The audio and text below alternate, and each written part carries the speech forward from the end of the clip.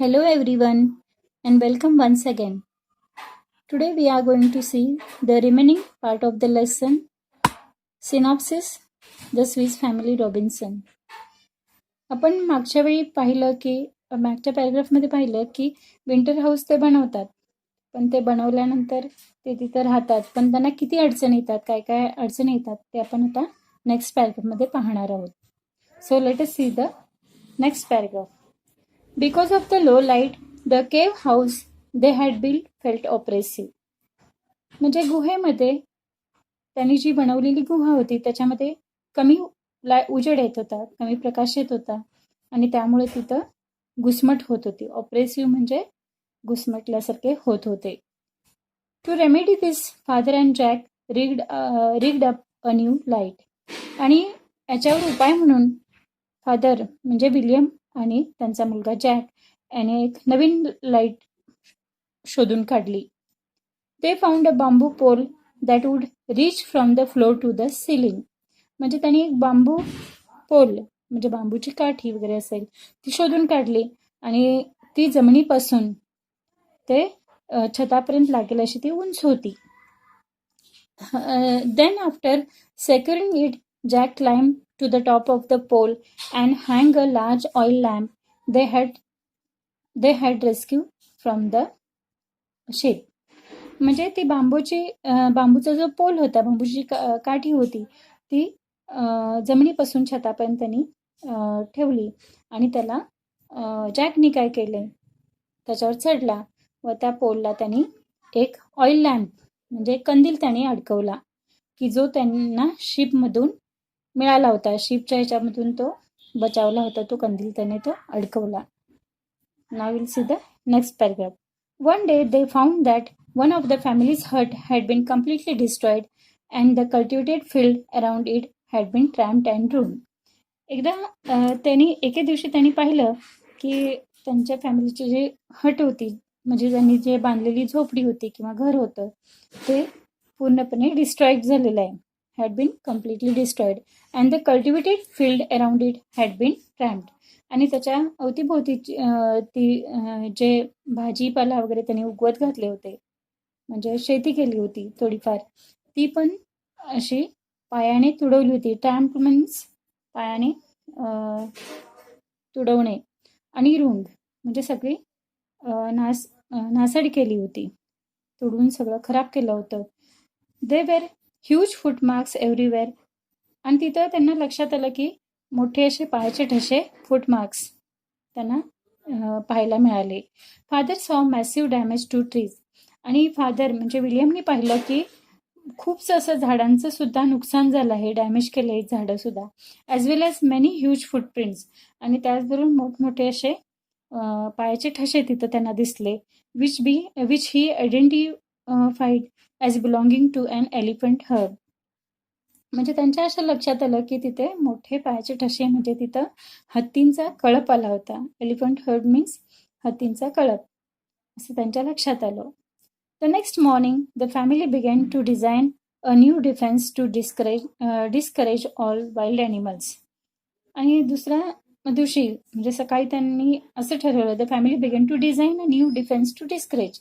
म्हणजे त्यांनी नवीन आराखडा ज्या जंगली प्राण्यांपासून बचावण्यासाठी त्यांच्यावर म्हणजे एक संरक्षण मिळवण्यासाठी त्यांच्यापासून म्हणजे ते जेणेकरून ते as wild animals from entering the cultivated land म्हणजे त्यांच्या शेतीमध्ये जे येत होते, त्यांनी जे भाजीपाला घातला होता किंवा झाडं उगवली होती की त्याच्यामध्ये येऊन ते नासाडी करत होते, तर ते येऊ नयेत म्हणून त्याच्यासाठी एक बचाव म्हणून त्यांनी एक नवीन आराखडा त्यांनी तयार केला. डिफेन्स मीन्स संरक्षणासाठी. They also finalise their ideas about the new residence. म्हणजे अशा प्रकारे त्यांनी आणखीन एक नवीन घर आपण म्हणजे जेणेकरून हे वाईल्ड ॲनिमल्स आपल्याला त्रास देऊ नये म्हणून त्याने आणखीन एक नवीन घराची कल्पना फायनलाइज केली म्हणजे निश्चित केली. Rather than building a house on steel which the elephant कुड नॉक डाऊन इझिली. म्हणजे जरी त्यांनी बांबूपासून किंवा काठ्यांपासून असं उंच असं घर तयार केलं, तरी पण ती वाईल्ड ॲनिमल येऊन ते नॉक करून तोडत होते. म्हणजे ते तोडत होते. तर काय त्याच्यापासून they would use 4 strong trees growing in a square near one another as the foundation. तसं ते तोडू नयेत म्हणून त्यांनी पुन्हा एक नवीन घर तयार करायची योजना त्यांनी आखली. आणि त्यांनी असे फाउंडेशनसाठी 4 अशी मोठी झाडं निवडली आणि ती स्क्वेअर आकारामध्ये होती. They would use 4 strong trees growing in a square near one another. आणि ती स्क्वेअर आकारामध्ये जवळजवळ अशी झाडं होती. म्हणजे ते घराचं फाउंडेशन असं व्यवस्थित तयार झालं होतं. The trees were equal size. आणि ती झाडं सुद्धा इक्वल साईजमध्ये होती. Approximately 12 feet apart. म्हणजे प्रामुख्याने ती 12 फीट अपार्ट, म्हणजे एकमेकापासून 12 फीट असे अंतर असेल अशी होती. दस they built another safe home. आणि अशा प्रकारे त्यांनी पुन्हा एक सुरक्षित असं नवीन घर तयार केलं. We will see the next page. 10 years passed and the young boys were now young men and their parents were very proud. 10 वर्ष निघून गेली होती. आता ही लहान मुलं मोठी झाली होती आणि त्यांचे पेरेंट्स त्यांना पाहून खूप त्यांना अभिमान वाटत होता त्यांच्याबद्दल. They call the island new Switzerland. Many adventures occurs over the years. ते त्या आयलँडला न्यू स्वित्झर्लंड असं म्हणत होते, कारण या बऱ्याच वर्षाच्या कालावधीमध्ये बरेच काही साहसी घटना तिथं घडल्या होत्या. On the shore of the another island Fritz had knocked down an albatross. एका बेटावर फ्रीजला एक मोठा समुद्र पक्षी येऊन थडकतो. डाऊन अन अल्बस्ट्रॉस म्हणजे एक समुद्र पक्षी, which was threatening to attack him and found a rag tie to a large bird's leg. आणि तो त्याला घाबरवून अटॅक करण्याचा प्रयत्न, म्हणजे त्याच्यावर हल्ला करण्याचा प्रयत्न करत असतो, पण फ्रीज त्याला पकडतो. And found a rag tie to a large bird's leg. आणि त्याच्या पायाला एक असं कापडाचा तुकडा बांधलेला असतो हे त्याला दिसतं. On the rag was a message that an English woman had been स्टँडेड ऑन द स्मोकिंग रॉक. त्या कापडाच्या तुकड्यावर एक मेसेज लिहिलेला असतो. ते एका इंग्लिश वुमनचा असतो. ती त्या स्मोकिंग रॉकमध्ये अडकलेली असते. स्मोकिंग रॉक म्हणजे ज्याच्यातून धूर निघतो असा rock. Fritz has no idea how old the message was. फ्रीजला कल्पना आली नाही की हा मेसेज किती जुना होता. His father suggested that smoking rock sounded like a reference to a volcano. त्याच्या वडिलांनी सांगितलं, विलियमनी सांगितलं की स्मोकिंग रॉक हा एक व्होल्कॅनो, ज्वालामुखी चा संदर्भ देतो. त्याच्यातून ज्वालामुखी निघण्याचा एक आवाज निघतो. Since there were no volcanoes in the vicinity. आणि तिथं जवळपास असं ज्वालामुखी निघणारं असं काही जवळ नव्हतंच. विसिनिटी म्हणजे शेजारी. The bird might have come from 100 of miles away. हा पक्षी जणू 100 मैल अंतरावरून आला असेल असं त्यांना वाटलं. However the Fritz felt that someone needed his help. तरी सुद्धा फ्रीजला असं वाटलं की कोणाला तरी मदतीची गरज आहे. And he was determined to do his best to find the sender. आणि त्यानं ठरवलं, निश्चय केला की ज्यानं पाठवलं आहे त्याला आपण मदत करायची. Before returning home he had written his own note on the rag. आणि घरी परतण्याच्या आधी त्यानं पुन्हा त्या कापडावर एक मेसेज टाकला आणि त्या पक्षाच्या पायाला बांधला.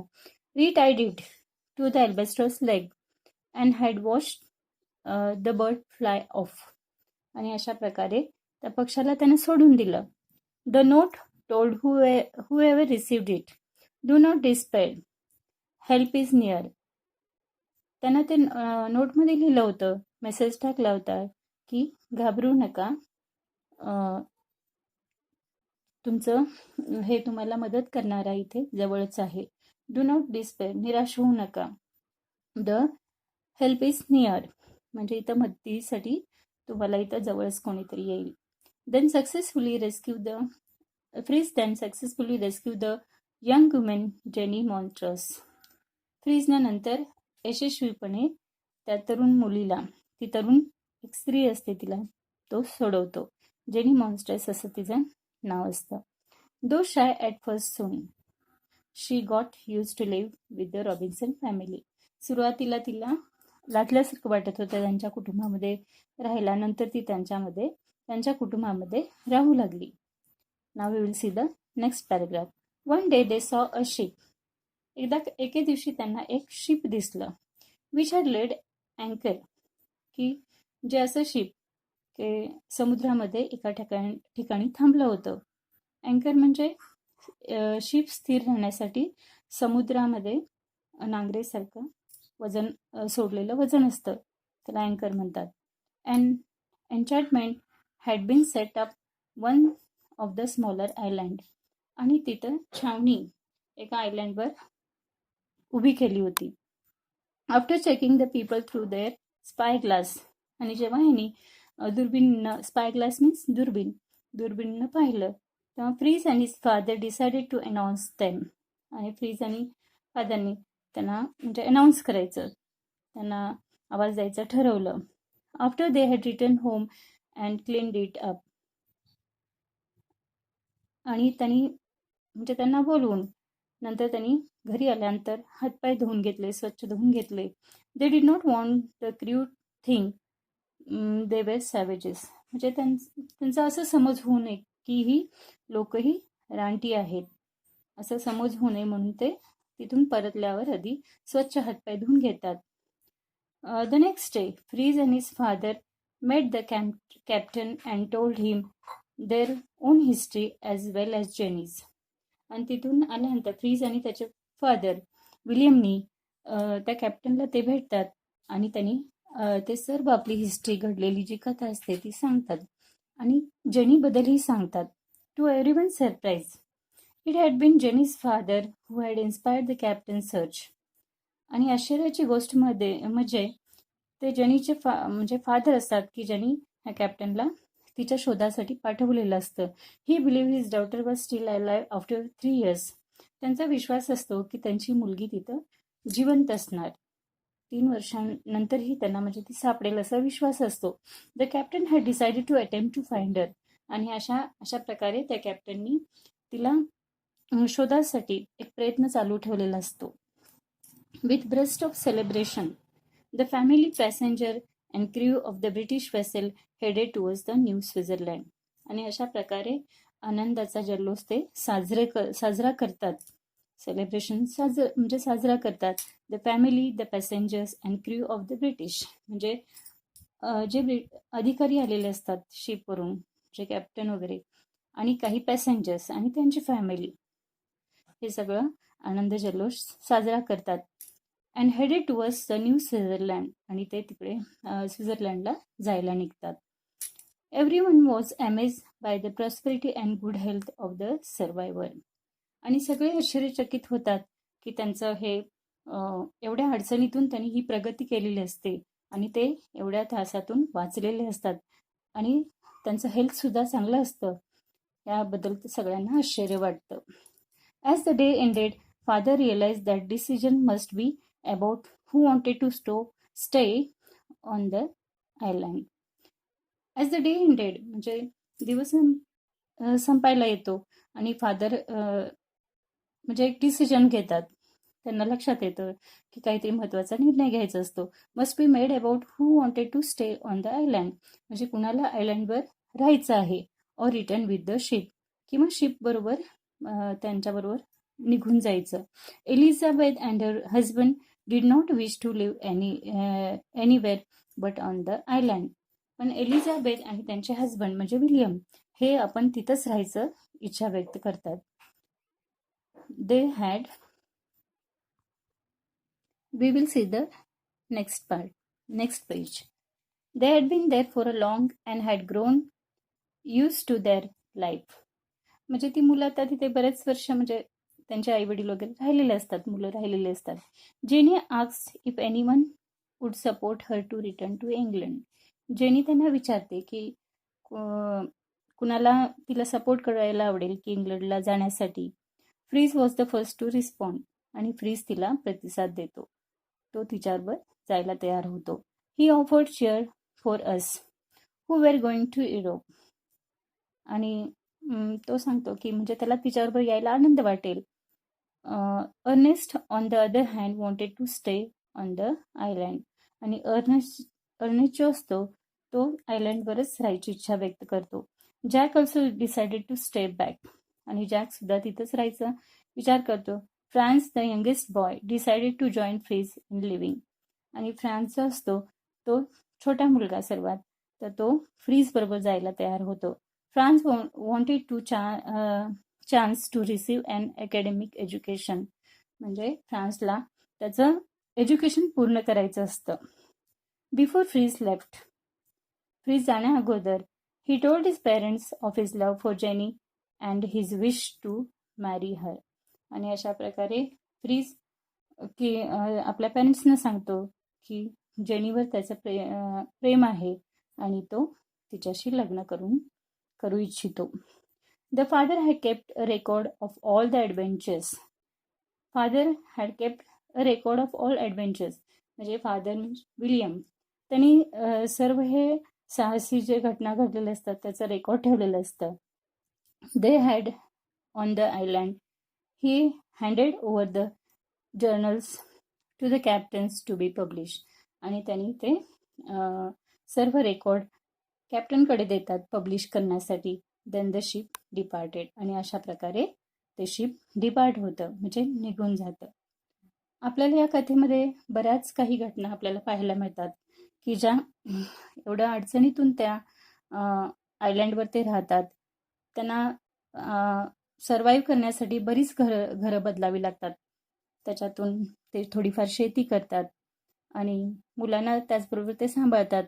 विलियम ही आपल्या पत्नीला मदत करतो आणि एलिझाबेथ ही त्यांना साथ देते.